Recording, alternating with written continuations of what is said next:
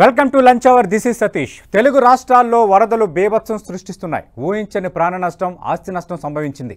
బుడమేరు బెజవాడను వణికించగా మున్నేరు ఖమ్మంలో కన్నీరు పెట్టించింది. అసలు ఈ పరిస్థితికి కారకులెవరు, కారణాలేంటి, ఇలాంటి విలయాలను ఆపేదెలా, ఎందుకింత డిజాస్టర్? చర్చిద్దాం ఇవాళ లంచ్ అవర్ డిబేట్లో. చర్చలో పాల్గొంటున్నారు సిబిఐ మాజీ జేడీ విశ్లేషకులుగా ఉన్నారు, అలాగే జై భారత్ పార్టీ జాతీయ అధ్యక్షులుగా ఉన్నారు జేడీ లక్ష్మీనారాయణ గారు. లక్ష్మీనారాయణ గారు నమస్తే సార్. నమస్కారం సతీష్ గారు. లక్ష్మీనారాయణ గారు, మనం చూస్తున్నాం అంటే చాలా సంవత్సరాల తర్వాత మళ్ళీ వరదల కోసం మాట్లాడుకోవాల్సిన పరిస్థితి ఏర్పడింది. 2009లో సెప్టెంబర్లోనే కొంత భారీ స్థాయిలో వరదలు ఆంధ్రప్రదేశ్ను కొన్ని జిల్లాలను వణికించాయి. అటు కర్నూలు కానీ మిగతా జిల్లాల్లో డిజాస్టర్స్ ఏ విధంగా జరిగాయో మనం చూసాం. మళ్ళీ చాలా రోజులకి ఈ స్థాయిలో మనం మాట్లాడుకోవాల్సి రావటం అనేది, ఇంత వరదకు కారణం ఏమని చెప్తారు? ప్రధానంగా విజయవాడ ఆ పరిస్థితిపై మీరు గమనించింది ఏంటి? యాక్చువల్గా మీరు చూసుకుంటే ఈ వరదలు, ఈ ఫినామినాన్ కేవలం మన రాష్ట్రాల్లో కాకుండా మొత్తం ప్రపంచం మొత్తం కూడా చూసుకుంటే వరదలు విపరీతంగా వస్తున్నాయి. మధ్యలో అనేక దేశాల్లో, అనేక ఖండాల్లో, ముఖ్యంగా భారతదేశంలోనే చూసుకుంటే గుజరాత్ లో కూడా విపరీతంగా వరదలు వచ్చాయి మనకి. ఆ తర్వాత మీరు మొన్న వాయనాడు కేరళలో జరిగిన సంఘటన మనందరికీ తెలిసిందే. వందల కొద్ది అక్కడ మరణించారు ప్రజలందరూ ఆ వరదల్లో చిక్కుని. తర్వాత ఇప్పుడు నార్త్ ఈస్ట్ లో ఉంది, ఆ తర్వాత అంతకుముందు ఉత్తరాఖండ్, హిమాచల్ ప్రదేశ్, ఇవన్నీ చూస్తున్నాం. అంటే ఈ వరదలు అన్నవి కేవలం మనకు ఈ ప్రాంతాల్లోనే కాకుండా మొత్తం భారతదేశానికే కాకుండా ప్రపంచం అంతా కూడా జరుగుతుంది. దీనికి ప్రధానమైన కారణం చూస్తే మీకు గ్లోబల్ వార్మింగ్ అంటాం. అంటే ఎక్కువ ఈ టెంపరేచర్ అన్నది పెరిగిపోతుంది భూమి మీద. దానివల్ల ఏమవుతుందంటే సముద్రాల మీద కూడా దాని ప్రభావం అయిపోయి మొత్తం నీరంతా కూడా ఆవిరైపోయి ఎక్కువ మొత్తంలో మనకు పైన మేఘాల రూపంలో ఉన్నాయి. ఆ మేఘాలు ఎప్పుడైతే ద్రవిస్తాయో విపరీతమైన వర్షాలు మన చోట పెరుగుతున్నాయి. ఇది ఒకటి ప్రధానమైన కారణం. ప్రపంచ వ్యాప్తంగా కూడా వర్షపాతం అత్యధిక శాతంలో అవడానికి ప్రధానమైన కారణం అన్నది గ్లోబల్ వార్మింగ్. గ్లోబల్ వార్మింగ్ కు ప్రధాన కారణం మళ్ళా మనం పర్యావరణాన్ని, ప్రకృతిని పట్టించుకోకపోవడం, ముఖ్యంగా కార్బన్ ఎమిషన్స్ చాలా ఎక్కువైపోవడం, వీటన్నిటి వల్ల ఏమవుతుందంటే ఈ విధమైన పరిణామాలు మనం చూస్తాం. ఇది ప్రపంచ వ్యాప్తంగా జరుగుతున్న ఒక సంఘటన. తర్వాత వాతావరణ పరిస్థితుల్లో సడన్ గా మార్పులు రావడం, ఇదొకటి. తర్వాత వచ్చేసి మీరు చూసుకుంటే మధ్య తరహా అంటే మెడిటేరియన్ ఇవి అంటారు, అక్కడ నుంచి వచ్చే ఈ గాలులు గాని ఇవన్నీ కూడా ఈ ప్రాంతానికి రావడం వల్ల ముఖ్యంగా మనకు నార్త్ వెస్టర్న్ స్టేట్స్ లో విపరీతంగా ఈ వర్ష ప్రభావం మనకు కలుగుతుంది. తర్వాత ఇంకొక ముఖ్యమైన కారణం ఏంటంటే అర్బనైజేషన్. ఇవన్నీ కూడా వరదలు ఎక్కువ రావడానికి కారణాలు మనకు కనిపిస్తున్నాయి. ఆ తర్వాత ఏంటంటే అర్బనైజేషన్ అంటే పట్టణీకరణ. దానివల్ల ఏమవుతుందంటే మనం పట్టణాలు పెరుగుతుండడం వల్ల ఇక్కడ ఉన్న సహజమైన వనరులు కానీ, సహజమైన చెరువులు కానీ ఇవన్నీ కూడా వాటి మీద కట్టడాలు కట్టడం, డ్రైనేజీలు అన్నవి సక్రమంగా లేకపోవడం వల్ల ఈ నీరు ఎటు వెళ్లాలో తెలియదు. అందుకనే అంటాం నీరు పల్ల మెరుగు అంటాం. అంటే నీరు ఎక్కడ పల్లంగా ఉంటుంది అక్కడ ప్రవహిస్తుంది, కానీ పల్లంగా ఉన్న ప్రాంతాలన్నింటిలో కూడా మనం కట్టడాలు కట్టడం వల్ల ఏమవుతుందంటే ఆ నీటికి ఎటు వెళ్లాలో తెలియకుండా పట్టణాలనే ఆక్యుపై చేస్తుంది. ఇప్పుడు మనం విజయవాడ అనుకోవచ్చు, లేకుంటే హైదరాబాద్ కావచ్చు, వీటన్నిటిలో కూడా న్యాచురల్ డ్రైన్స్ ఏవైతే ఉన్నాయో వాటన్నిటినీ కూడా మనం మూసేయడం వల్ల, లేకుంటే వాటి మీద అనాధికృతంగా ఆక్రమణలు చేయడం వల్ల. ఆ తర్వాత నాలుగవ కారణం వచ్చేసి డిఫారెస్టేషన్. అంటే అడవుల సంఖ్య తగ్గిపోవడం, చెట్ల సంఖ్య తగ్గిపోవడం. దానివల్ల ఏమవుతుందంటే మనకు గ్రౌండ్ వాటర్, పడిన నీరు లోపలికి ఇంకే విధానాలు తగ్గిపోతున్నాయి. ఆ తర్వాత ప్లాస్టిక్ విపరీతంగా వాడటం. దీనివల్ల ఏమవుతుందంటే భూమి మీద ఒక లేయర్ గా కూడా ఏర్పడిన సంఘటనలు అనేకం ఉంటాయి. కాబట్టి వచ్చిన నీళ్ళంతా కూడా మామూలుగా అయితే భూమిలో ఇంకిపోవాలి. ఈ ఇంకిపోకుండా ఈ ప్లాస్టిక్ ఉపయోగం విపరీతంగా పెరగడం వల్ల ఏమవుతుందంటే ఒక లేయర్ గా ఫామ్ అయ్యి ఆ నీరు నోటికి లోపలికి వెళ్ళకపోవడం వల్ల ఆ నీరంతా కూడా భూమి మీద ఉంటుంది. కాబట్టి ఈ విధమైన పలు రకాల కారణాల వల్ల వర్షం పెరగడం, ఆ తర్వాత వచ్చిన వర్షాన్ని మనం సరిగా దాన్ని డైవర్ట్ చేయలేకపోవడం, వివిధ కారణాల వల్ల దీనివల్ల అనేక ప్రాంతాల్లో అది వరదల రూపంలో మారుతుంది అన్నది మనం చూసుకోవాల్సిన అంశం. సతీష్ గారు. రైట్. జేడీ లక్ష్మీనారాయణ గారు, మనం విజయవాడ విషయానికి వస్తే సరే, ఇంకా రాజకీయంగా పార్టీలు కారణం మీరంటే మీరు అని ఒకరిపై ఒకరు మాట్లాడుకుంటున్నాయి. అలాగే బుడమేరు చుట్టూ జరుగుతున్న చర్చ కూడా మీరు చూస్తున్నారు. అంటే విజయవాడ వరకు చూస్తున్నప్పుడు మీకేమనిపిస్తుంది సార్? అంటే ప్రధానంగా తప్పిదం ఎక్కడ జరిగింది, ఏం చేస్తే విజయవాడకు భవిష్యత్తులో ఈ వరద ముప్పు నుంచి బయటపడేయవచ్చు? అంటే యాక్చువల్గా ఏంటంటే బుడమేరు అన్నది ఒక కాలువ, అక్కడ ఒక ఉంది. దాంట్లో ఏంటంటే ముఖ్యంగా మనము పోలవరం రైట్ కెనాల్ ఏదైతే ఉందో అది అప్పుడు ఇబ్రహీంపట్నం వరకు తీసుకొచ్చాం. ఆ తర్వాత బుడమేరు కాలువ ఉంది. ఆ బుడమేరు కాలువలో ఉన్న కూడా అక్కడ వెంగలేరు అనే ప్రాంతంలో ఒక 12 లాకులు ఉన్నాయి. అంటే బుడమేరులో ఎక్కువ నీళ్లు వచ్చినప్పుడు దాన్ని ఆ లాకులు ఎక్కితే మనకు ఇబ్రహీంపట్నం సైడ్ కు నీళ్లు వచ్చేస్తాయి. సో ఇది సాధారణంగా చేసుకున్నాము. నాకు మొన్న తెలిసిన విషయం ఏంటంటే సాధారణంగా బుడమేరులో 10,000 క్యూసెక్కుల నీళ్లు ఉంటుంది ఆ ప్రవాహం మామూలుగా, కానీ ఈసారి 30 నుంచి 40,000 క్యూసెక్కుల దాకా రావడం జరిగింది. దానివల్ల ఏమైందంటే ఈ నీళ్లన్నీ కూడా ఈ విధంగా అక్కడ ఉన్న లాకులు ఎత్తడం వల్ల ఈ ఇబ్రహీంపట్నం అంటే విజయవాడ సిటీలో రావడానికి కారణమైంది. యాక్చువల్ గా ఏంటంటే బుడమేరు మీరు చూసుకుంటే అది విజయవాడ గన్నవరం మధ్య నుంచి కొల్లేరుకు వెళుతుంది. అది సాధారణంగా బుడమేరు యొక్క ఫ్లో. కానీ ఏమైందంటే కొల్లేరులో కూడా అనాధికృత కట్టడాలు, దానివల్ల ఆ ఛానల్ అక్కడ కూడా మూతపడింది. దానివల్ల ఈ అన్నిటి కారణాల వల్ల విజయవాడలో నీళ్లు ఎక్కువగా పెరగడం జరిగింది అన్నది ఒక వాదన. ఈ వాదనలు ప్రత్యావాదనలు జరుగుతున్నాయి, కానీ ఎగ్జాక్ట్లీ ఏం జరిగింది అన్నది కూడా మనకు బయటికి తీసుకురావాల్సిన అంశం. ఎందుకంటే ఏ అంశాలను కూడా దాచిపెట్టకూడదు. ఏదైనా విషయం జరిగినప్పుడు ఆ విషయం ఎందుకు జరిగిందని చెప్పి దాని ద్వారా భవిష్యత్తులో ఇటువంటివి జరగకుండా ఉండడానికి ఏం చేయాలి అన్న విషయాలు అందరూ ఆలోచించాలి. కానీ ఇప్పుడు చూస్తుంటే ప్రతిపక్షాలు అధికార పక్షం ఒకరి మీద ఒకరు మాట్లాడుకుంటూ ఏం చేస్తున్నారంటే అంటే వరదలను కూడా రాజకీయం చేస్తున్నారా అన్న ఒక ధోరణిని తీసుకురావడం చాలా దురదృష్టకరం. అంటే ఇటువంటి తప్పులు ఇటువంటి పరిస్థితులు వచ్చినప్పుడు అటు అధికార పక్షం కావచ్చు ప్రతిపక్షం కావచ్చు అందరం కలిసి ముందు ఈ వరదల్లో చిక్కుకున్న వాళ్ళను బయటికి తీసుకురావడం, వాళ్లకు సహాయాన్ని అందజేయడం ఇది ప్రయారిటీ అవుతుంది. ఆ తర్వాత ఈ విషయాలు ఎందుకు జరిగాయి అన్నది మనం తర్వాత ఆలోచించుకోవాల్సిన అంశం. కాబట్టి ఇప్పటికీ నేను రాజకీయ పార్టీలతో చేస్తున్న విన్నపం ఏంటంటే ఈ విభేదాలు ఎందుకు జరిగిందన్నది తర్వాత ఒక కమిటీ కానీ ఏదైనా వేసి దాని కారణాలు ఏంటో అన్నది బయటికి తీసుకురావాలి. అవును. ఆ తర్వాత మనం చేయాల్సిన అంశం ఏంటంటే మొట్టమొదటిగా ఇప్పుడు పంటలు చాలా నష్టపోయారు. ముఖ్యంగా రేపల్లె నుంచి ఆ తర్వాత పొన్నూరు ఈ ప్రాంతం నుంచి చాలా మంది రైతులు ఈ రోజు నాతో మాట్లాడారు. వారంతా చెప్పడం ఏంటంటే సుమారుగా 60 నుంచి 70% వాళ్ళ పొలాలన్నీ కూడా మునిగిపోయి, ముఖ్యంగా ఇక్కడ అరటి తోటలు వీటన్నిటికీ కూడా విస్తృతంగా నష్టం వచ్చింది. ఈ రోజు కేంద్ర ప్రభుత్వం నుంచి కూడా ఒక టీం వచ్చి ఇక్కడ అసెస్మెంట్ కూడా చేస్తున్నారని నేను విన్నాను. కాబట్టి ఇవన్నీ కూడా రైతులు చాలా విపరీతంగా నష్టపోయారు. తర్వాత విజయవాడ సిటీలో ఉన్నవారు, ముఖ్యంగా సింగ్ నగర్ ఆ ప్రాంతంలో ఉన్నవారు చాలా మంది, సుమారుగా నేను చూసిన 32 మంది ప్రాణాలు కోల్పోయాయని కూడా మనం రిపోర్ట్ లో వింటున్నాం. చాలా మందికి ఇంకా సహాయం అందాలి అన్నది కూడా జరుగుతుంది. ఈ నీళ్లు బయటికి వెళ్ళట్లేదు, ఎందుకంటే సముద్రంలో హై టైడ్ ఉంటే ఏమవుతుందంటే హంసల దీవి ప్రాంతంలో ఇక్కడున్న నీళ్లు వెళ్ళవు. ఇదే ముంబైలో కూడా ఇదే ప్రాబ్లం మాకు ఎప్పుడు కూడా. మహారాష్ట్రలో ఉన్నప్పుడు అక్కడ వర్షం పడిందంటే సముద్రంలో హై టైడ్ ఉంటే ఈ నీళ్లు సముద్రంలోకి వెళ్ళడానికి కుదరదు, ఎందుకంటే అక్కడ ఆల్రెడీ హై టైడ్. కాబట్టి ఈ అన్ని పరిస్థితుల వల్ల వచ్చింది. కాబట్టి ముఖ్యంగా ఇంకొకటి ఏంటంటే ఎన్డీఆర్ఎఫ్ టీమ్స్ మనకు వెంటనే వచ్చాయి. దీన్ని తీసుకుని మనం ఏం చేయాలంటే రాష్ట్రంలో కూడా ఒక ఎస్డిఆర్ఎఫ్ అన్నది మనం డెవలప్ చేసుకోవాలి. ఇప్పుడే కొన్ని ఉన్నాయి. ఎస్డిఆర్ఎఫ్ ను కూడా డెవలప్ చేసుకుని ఆ తర్వాత ప్రజలకు కూడా ట్రైనింగ్ ఇవ్వాలి. వీటిలో ప్రజలకు కూడా ట్రైనింగ్ ఇచ్చి ఇలాంటి డిజాస్టర్ మేనేజ్మెంట్ అప్పుడు, ఇలాంటి వరదలు వచ్చినప్పుడు మనం ఏ విధంగా మనం స్పందించాలి అన్న దాని గురించి కూడా మనం ఒక ప్రశిక్షణ ట్రైనింగ్ ఇవ్వడం అన్నది చాలా ముఖ్యమైన విషయం. ఇప్పటికీ ప్రభుత్వం అనేక ప్రాంతాల నుంచి మున్సిపల్ కార్మికులు కానీ వీరందరినీ కూడా పిలుస్తున్నారు. వారి మంత్రులు తర్వాత ఎమ్మెల్యేలు కూడా వారి ప్రాంతాల్లో పర్యటిస్తున్నారు. తర్వాత అనేక మంది వరద సహాయ నిధికి కూడా వారు విరాళాలు ఇస్తున్నారు. ఇవన్నీ కూడా చూసి త్వరగా ప్రజలకు రిలీఫ్ దొరకాలి. ఆ తర్వాత వారు నష్టపోయారు, ఏవైతే నష్టాలు గురి అయ్యారో వాటన్నిటి కూడా ఇన్సూరెన్స్ కంపెనీల ద్వారా నష్టపరిహారం ఇప్పించాలి. ఐ థింక్ ముఖ్యమంత్రి గారు త్వరలో ఇన్సూరెన్స్ కంపెనీలతో కూడా మీటింగ్ పెడుతున్నారని నేను విన్నాను.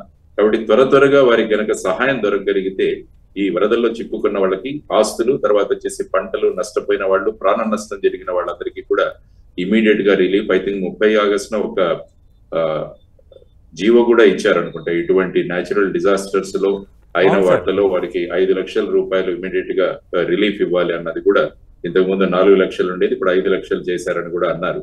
కాబట్టి వీటన్నింటినీ సమీక్షించుకుని మొదట పరిస్థితిని చక్కదిద్దాలన్నది చాలా ముఖ్యమైన అంశం. ఆ సందర్భంగా ముఖ్యమంత్రి గారు కూడా ఆయన స్వయంగా అనేక చోట్ల వారే ప్రత్యక్షంగా ఉండి తిరుగుతున్నారు.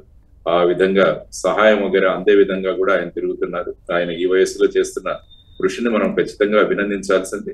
ఆ తర్వాత ముఖ్యంగా ఈ సంఘటనకు జరగడానికి ప్రధానమైన కారణాలు ఏంటన్నవి కూడా ప్రభుత్వం ఒక ప్రెస్ నోట్ ద్వారా రిలీజ్ చేయాల్సిన అవసరం ఉంది. బుడమేరు నది ఏమైంది, అసలు ఎలా వచ్చింది, ఎంత డిశ్చార్జ్ వచ్చింది, ఆ తర్వాత కృష్ణా నదిలో ఈ విధంగా 10,000 నుంచి 10 లక్షల నుంచి 13 లక్షల క్యూసెక్ల వరకు నీళ్లు ఈ విధంగా వెళ్ళడం, తర్వాత గోదావరి బ్యారేజ్ కొన్ని ఫండ్స్, తర్వాత ఈ ఇవి బోట్లు ఇవి రావడం వల్ల అక్కడ కూడా కొంత నష్టానికి గురి అయిందని కూడా విన్నాం. కాబట్టి వీటన్నిటినీ సమీక్షరించి ఈ పరిస్థితులు చక్కదిద్దిన తర్వాత అసలు ఏం జరిగిందన్న విషయాలు కూడా ప్రజలకు తెలియజేయాల్సిన అవసరం ప్రభుత్వం మీద ఉందని నేను అనుకుంటున్నాను. రైట్. జైడ్ లక్ష్మీనారాయణ గారు, ప్రకృతి ప్రకోపాన్ని ఎవరు ఆపలేరు, అలాగే ప్రకృతి ధర్మాన్ని ఎవరు ఆపలేరు. ఎందుకంటే గతంతో పోల్చుకుంటే వర్షాలు కురుస్తున్నాయి, అలాగే వాతావరణంగా వస్తున్న మార్పులు అంటే మీరు ప్రారంభంలోనే మాట్లాడారు. అయితే ఇప్పుడు మనం చేయాల్సింది ఏంటనేది అత్యంత కీలకం. ఎందుకంటే కాలువలు కానీ, నదీ పరివాహక ప్రాంతాలు కానీ, అలాగే హైదరాబాద్లో చెరువులు కానీ ఇవన్నీ ఆక్రమణలు ఎక్కువైపోయాయి. అలాగే నదీ మార్గాలకి, వాగులు, వంకలకి వాటి వెళ్ళే మార్గం సరైన రీతిలో లేకపోవటం వల్ల వరద ఉధృతి పెరుగుతుందనేది విజయవాడలో కూడా ఇంకా బయటపడిపోయింది.